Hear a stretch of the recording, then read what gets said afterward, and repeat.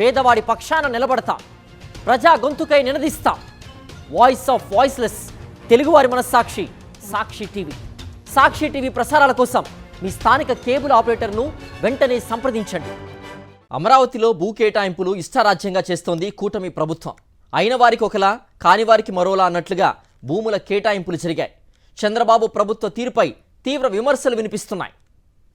రాజధాని అమరావతిలోని భూ కేటాయింపుల్లో ప్రభుత్వ పెద్దల దమననీతికి మరో నిదర్శనం ఇది.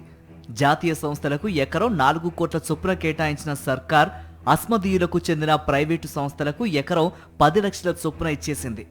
రాజధాని ప్రాంతంలో మంత్రుల బృందం సిఫారసుల మేరకు కొత్తగా 7 సంస్థలకు భూ కేటాయింపులు చేస్తూ 6 సంస్థలకు గతంలో చేసిన భూ కేటాయింపులను సవరిస్తూ పురపాలక శాఖ ముఖ్య కార్యదర్శి సురేష్ కుమార్ ఉత్తర్వులు జారీ చేశారు.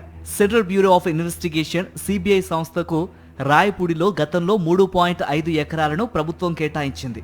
ఇప్పుడు దాన్ని సవరిస్తూ రాయపూడిలో కేవలం 2 ఎకరాలను మాత్రమే, అది ఎకరం 4 కోట్ల రూపాయల చొప్పున 60 ఏళ్లకు లీజుకిచ్చింది. జియోలాజికల్ సర్వే ఆఫ్ ఇండియాకు గతంలో అంబరాజుపాలెం రాయపూడి వద్ద ఎకరం కేటాయించింది. ఇప్పుడు దాన్ని సవరిస్తూ అదే ప్రాంతంలో 2 ఎకరాలను ఒక్కో ఎకరం ₹1 కోటి చొప్పున 60 ఏళ్లకు లీజుకిచ్చింది. ఇక స్టేట్ ఫోరెన్సిక్ సైన్స్ ల్యాబ్ కు చదరపు మీటర్కు ఏడాదికి రూపాయి చొప్పున 5 ఎకరాలను 11 ఏళ్లకు లీజుకిచ్చింది.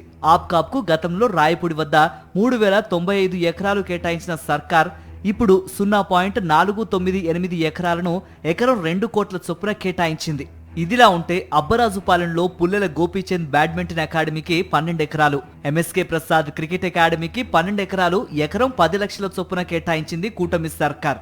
కేంద్ర ప్రభుత్వానికి చెందిన ఇన్కమ్ ట్యాక్స్ డిపార్ట్మెంట్ కు మాత్రం ఎకరం 4 కోట్ల చొప్పున 2 ఎకరాలు కేటాయిస్తూ ఉత్తర్వులు ఇచ్చింది చంద్రబాబు ప్రభుత్వం. అలాగే ఆంధ్రప్రదేశ్ గ్రామీణ బ్యాంకుకు ఉద్దండరాయుని పాలెంలో ఎకరం 4 కోట్ల చొప్పున 2 ఎకరాలను 60 ఏళ్లకు లీజుకిచ్చింది.